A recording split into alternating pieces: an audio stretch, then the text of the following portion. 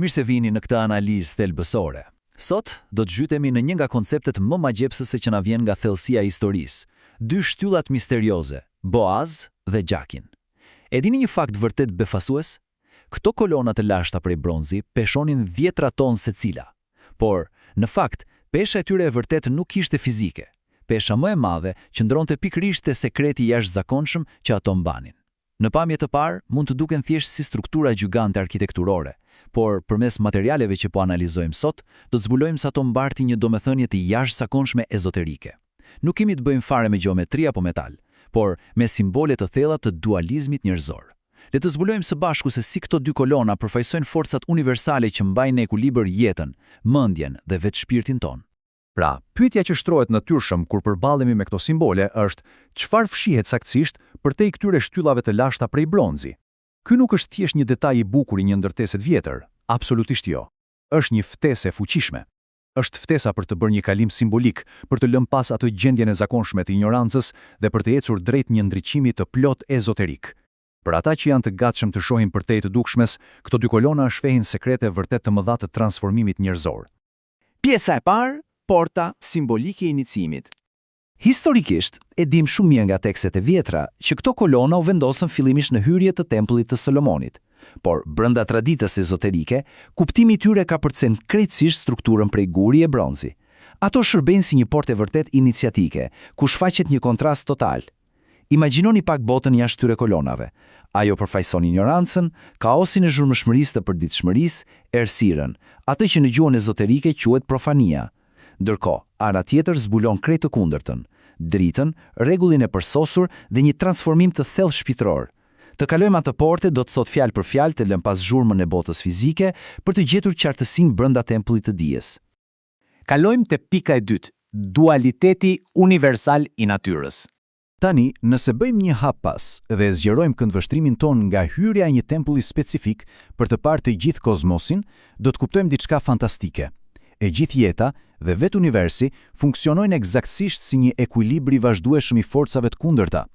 Është si një mekanizëm gjigant, drita që ndron përballë errësirës, trupi përballë shpirtit, aktiviteti pa ndërprerë kundrejt qetësisë absolute, drejtësia përballë mëshirës. Dhe pika vendimtare këtu, diçka që shpesh keq kuptohet, është kjo: këto forca nuk janë në konflikt, ato nuk po luftojnë me njëra tjetrën. Përkundrazi, ato kërkojnë harmoni absolute. Asnjëra anë nuk është superiore ndaj tjetrës.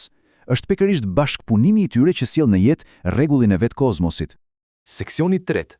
Boaz, shtylla e forcës.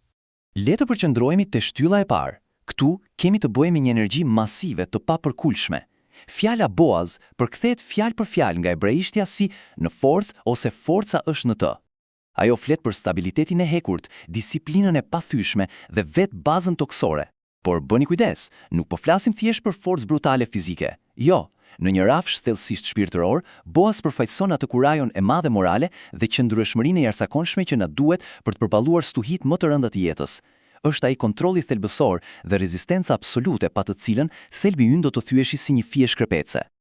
Seksioni i 4. Jakin, shtylla e urtësisë. Tani, ulim pak ritmin dhe ndryshojmë plotësisht dinamikën. Nga ai intensiteti i lartë, kalojmë tek një qetësi e thellë, te arsyeja e ftohtë, tek ajo drita e qartë e intelektit dhe paqja e mendjes. Kjo kolon ndërton pikërisht mbi forcën e Boazit. Fjala Jakin, përsëri nga hebraishtja, do të thotë ai do ta vendos ose ai do ta themeloj. Pra, nëse Boaz është energjia e papërpunuar, Jakin është ai rregulli absolut, është harmonia dhe stabiliteti shpirtëror. Është kjo inteligjencë hyjnore që ka për detyrë të organizojë e të japë drejtim rrymës së fuqishme të forcës. Jakin është korniza perfekte që e kthen kaosin në rend. E shihni se si funksionojnë bashk? Këto dy pole krijojnë një valle të pandërprerë mes tyre. Në njërin anë kemi energjinë, fuqinë dhe emocionin e ashpër. Në anën tjetër, inteligjencën, rregullin dhe arsyeën e ftohtë. Mësimi më briljant që nxjerrim nga ky shpjegim është ndërvarësia e tyre totale. Të kuptojmë qartë, forca dhe pushteti, po tu heqim moralin dhe arsyen, kthehen menjëherë në shkatrim e kaos. Por nga ana tjetër, urtësia që nuk ka asnjë forcë apo vullnet për të vepruar, ajo mbetet thjesht një ide në ajër, tërësisht e pafuqishme. Këto nuk u krijuan për të qëndruar të ndara, janë aty ekskluzivisht për të plotësuar njëra tjetrën.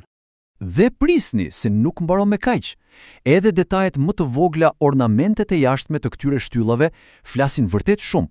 Është e jashtëzakonshme se si çdo formë ka një mesazh. Për shembull, shegët, ato nuk u gdhendën thjesht se ngjanin bukur, ato tregojnë pjellorinë e ideve, ato unitetin dhe bollokun e vazhdueshëm në natyrë.